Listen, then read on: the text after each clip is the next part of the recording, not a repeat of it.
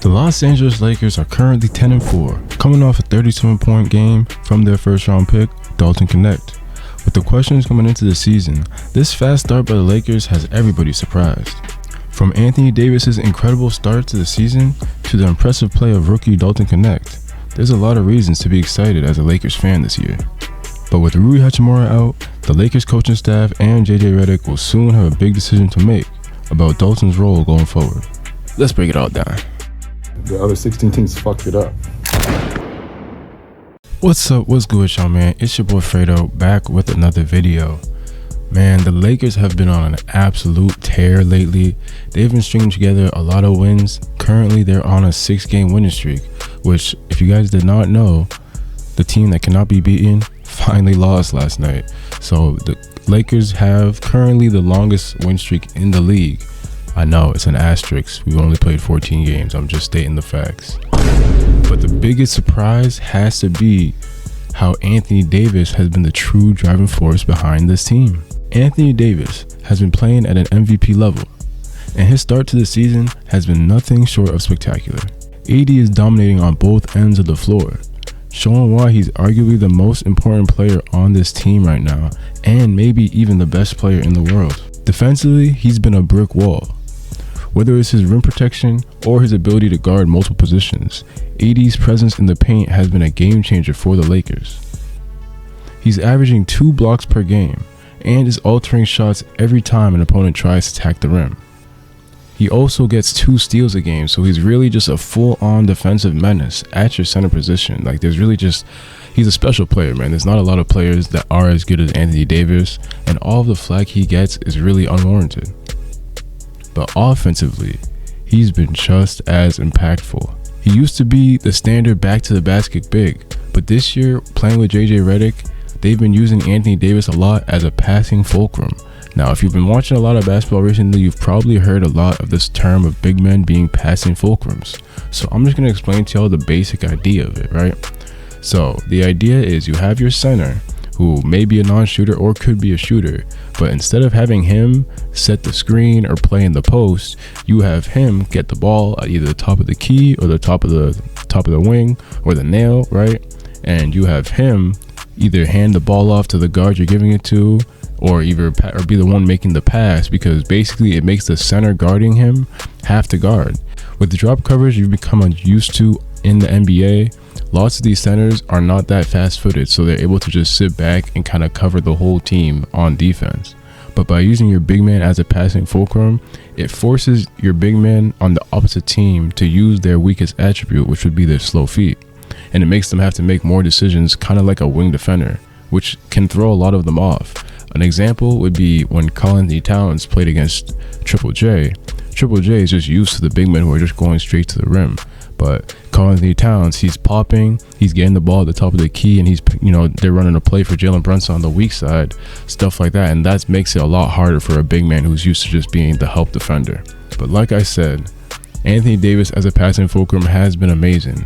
His assist number has bumped up from 2 to almost 4 assists a game this year, and his mid-range and 3-point jump shots have been hitting at an insane rate. He's currently shooting 43% from the 3, with 2 threes a game, almost 3. It's 2.9, so 3 threes a game, but I'm not rounding up. Obviously, we're not going to say he's going to shoot 43% all year, but just seeing the start from Anthony Davis and how he's really willing to take those threes makes it so that the defense just has a lot more to think about versus just being a standard non-shooter. His ability to stretch the floor while dominating the paint has given the Lakers a much needed offensive boost, and he's been their go-to guy in crunch time. It's so clear that when AD is playing at this level, the Lakers are just a much more dangerous team. He's not only putting up big numbers, but he's also controlling the game on both sides of the ball. This is the Anthony Davis the Lakers will need if they want to compete for a championship. But now let's talk about the new player who's been turning a lot of heads, the rookie Dalton Knecht. Drafted 17th this year by the Lakers, Knecht has proven quickly he belongs in this rotation. If you were to look at Dalton Knecht's scouting report, you would see his listed skill is a movement shooter. So to explain to y'all what a movement shooter is, the best example that I can give you is Stephen Curry. He is not the type of player that is going to solely rely on dribble creation to get 3-point shots.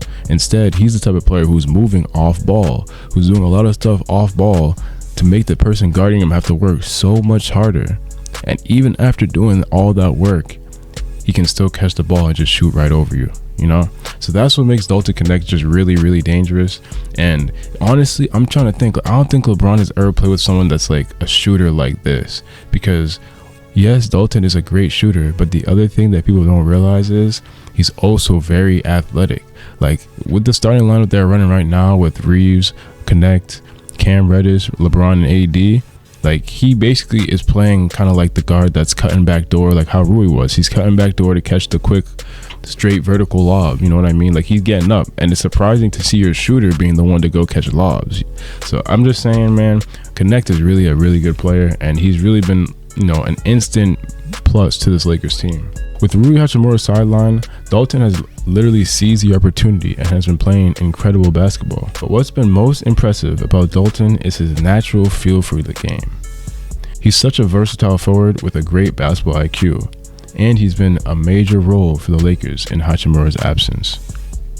He's not just scoring, but he's contributing in so many areas, whether it's spacing the floor, running the fast break, or even playing some solid defense. Dalton's ability to stretch the floor and play off of LeBron and AD has made him an ideal fit in the Lakers offense. He's been consistently knocking down shots and finding the open man, showing maturity beyond his years. The Lakers have found a real gem in Dalton, and he's earned every minute he's been given on the court. His energy, his confidence, and his ability to attack the game in so many ways can make him a key piece moving forward.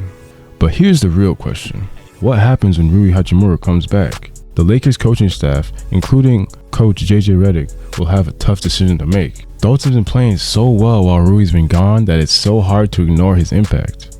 His playing archetype also is a much better natural fit for the starting lineup, especially along players like LeBron and AD, than someone like Rui.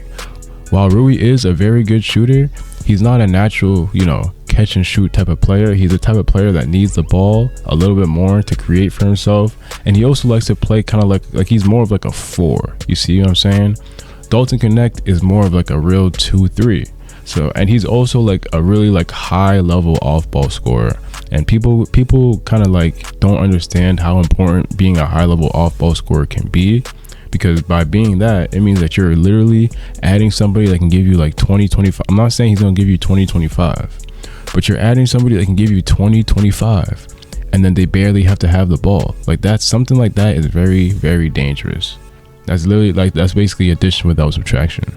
Versus when you do a trade for, say, someone like a Trae Young, and I'm just saying Trae Young because he's a ball dominant guard. I'm not saying he's bad. You can't say apples to apples that it would be a good trade, because he's gonna get in there and he might be a little too ball dominant. He might not be able to play with LeBron and AD. You see what I'm saying? But someone like a Dalton Connect, he's literally just like 1-2 dribble, pull up, run around, catch the ball, shoot. 1 dribble, pull up, backdoor cut, like all easy offense. Doesn't need the ball in his hands a lot to create his shot. And I'm telling you, like stuff like that is just like addition by subtraction. But Rui, he brings a different skill set. He's a bigger, much more physical forward with a proven ability to score in the post and hit mid-range shots. When he's healthy, he's just been such a valuable contributor to this team, providing scoring and size.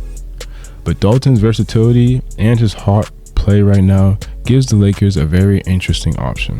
The decision isn't just about who's playing better, it's about fit and depth. The Lakers have to figure out who complements their starting lineup and rotation best. In my personal opinion, I'm starting to see the vision with Dalton, man. Especially with the Lakers struggling with their bench scoring. If they could go with D'Lo and Rui off the bench, those are 2 players that are starting on a lot of teams, man. Like you only need 15-20 points off the bench, really. So if you got 2 players that can give you that, and then they'll also give players like Rui and D'Lo the green light to take whatever shot they want, I feel like it could really work, versus having like Dalton on the, say you had Dalton coming off the bench, he may not be like, he's just gonna be chucking because he's a rookie. Rui, he's been in the league a few years, he's gonna know what buckets he can get. And then also when he's playing like the second team guys on the bench, I feel like it'll just be easier for players like Rui, just like how D'Lo, as soon as he went to the bench, it was so much easier for him to play because he's not having the best player on the other team guarding him the whole game. He has like the, you know, third best, fourth best. Now he can just focus on playing. So I think my vote might be for Rui off the bench, but the biggest worry with Dalton is his defense. As you can see he's trying, and he does try, but especially in like the last game they played with the Spurs, there was times that they would try and get him into a lot of action to try and get him in the mismatch. So depending how much defense Dalton can play, I think he definitely has a chance to get that starting spot. With JJ Redick on the coaching staff, a former player with deep basketball knowledge, it's clear this decision is going to be a calculated one. But with Dalton's rise and Rui's return, the Lakers might have a tough yet exciting decision ahead. So what does this all mean for the Lakers moving forward? The winning streak is real, and it's largely thanks to Anthony Davis. But with the rise of Dalton Connect, the Lakers have another exciting player to consider in their rotation, especially with Rui's return on the horizon. The Lakers' depth is looking stronger, and they've got a great problem on their hands when it comes to balancing roles. Whether it's AD leading the charge, Dalton showing out in a bigger role, or Rui coming back healthy, the Lakers are in a great position to make a deep playoff run this season. But what do you think? Who should get the minutes when Rui returns, Dalton or Rui? Let me know your thoughts in the comments below. And don't forget to like, subscribe, and hit that notification bell to stay updated to all videos I drop. I drop all types of NBA breakdown videos, so you can drop players you want me to talk about and or teams. But I'll see y'all later, man. Have a great day.